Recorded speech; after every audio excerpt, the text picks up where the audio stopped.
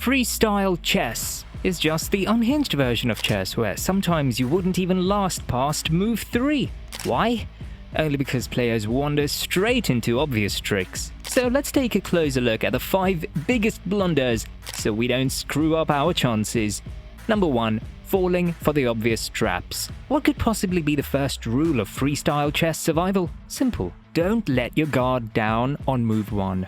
A little obvious, yes, but you'll see why it's just so important. Unlike classical chess, where opening theory gives you a structure, freestyle offers no advantage. The games could collapse faster than a house of cards. According to Peter Doggers, his database of Chess 960 tournament games includes more than 3,400 encounters since 2001, and many of them were over almost before they began, some ending in just 2 or 3 moves. Here's one of the best found examples.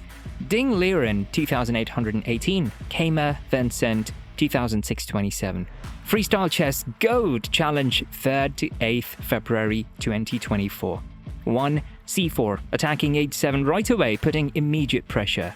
1-0-0, Kamer sidesteps the trap by castling on move 1. Yeah, we're not making any of this up. Now, castling as your first move might look like some kind of flop start, but in freestyle chess, it's perfectly legal and in this case, absolutely necessary. One wrong step and that h7 pawn could have fallen, dragging the black king into, well, let's just say it wouldn't have ended well.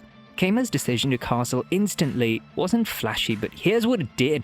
It reinforced the lesson. In freestyle, early tactical shots exist everywhere. Forget to scan the board on move 1, and you may never make it to move 2.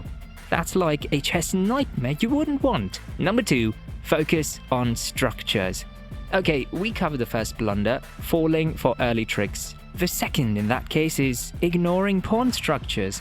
In classical chess, your knowledge of typical setups, Slav, French, Caro-Kann, guides your strategy. In freestyle, even with the random back ranks, pawn structures are still your compass. Want to know what happens when you miss that? You're walking blind into disaster. Have any idea of what top players do in practice? They collaborate before rounds, analyzing likely pawn skeletons regardless of piece placement. GM Hikaru Nakamura revealed that Fabiano Caruana had been advocating a Slav structure, pawns on d4, d5, c4, c6 and c5 as promising for white, and he did this in nearly every freestyle setup. In one very memorable case, Nakamura could only draw with it, but Ian Nepomniachtchi used the same structure to carve out a space advantage and win so brilliantly you'd be surprised. The takeaway here: structure is king. If you're going to choose to ignore it, your game collapses even if you started with the most cooperative random arrangement possible. Number 3. Activate your queen, but be careful. In traditional chess, beginners are told not to bring the queen out too early. In freestyle, the problem often flips. Your queen might never get out at all. Thanks to their randomized setups, she can end up being buried in a corner, looking more like a pawn with delusions of grandeur than the most powerful piece on the board. Failing to activate her is one of the deadliest mistakes you can make. GM Vincent Kamer himself has been caught in this trap, and if it can happen to him, it can certainly happen to you, don't you think? But hey, here's the thing, overcorrecting is just as bad. Push your queen into action without care and she can become an overextended tourist who never makes it back home. I.M. Levi Rosman, better known as Gotham Chess, learned this lesson the hard way when his queen wandered too far against the world champion and got pushed oh so badly. One practical rule of thumb: develop supporting pieces first, then find a safe centralizing square for the queen. Whether she's stuck in a corner or lost in the wilderness, both extremes will lose you the game faster than you can say randomized back rank. Number 4. Harmony. Another blunder, and this is one that we consider fatal. It's neglecting harmony among your pieces. In freestyle chess, coordination is the hardest thing to achieve because of the disorderly starting lineup, but it's even more required. If your pieces don't work together, just be prepared to watch them step on each other's toes until your opponent steamrolls you. Harmony isn't about just one piece. It's about the orchestra playing the same tune. At the 2024 Freestyle Chess GOAT Challenge, Vincent Kamer showed how planning ahead can create such peace even in messy starting positions. Against Fabiano Caruana, he cleverly followed his coach, Peter Lecco's advice, with the quiet but purposeful 1d4.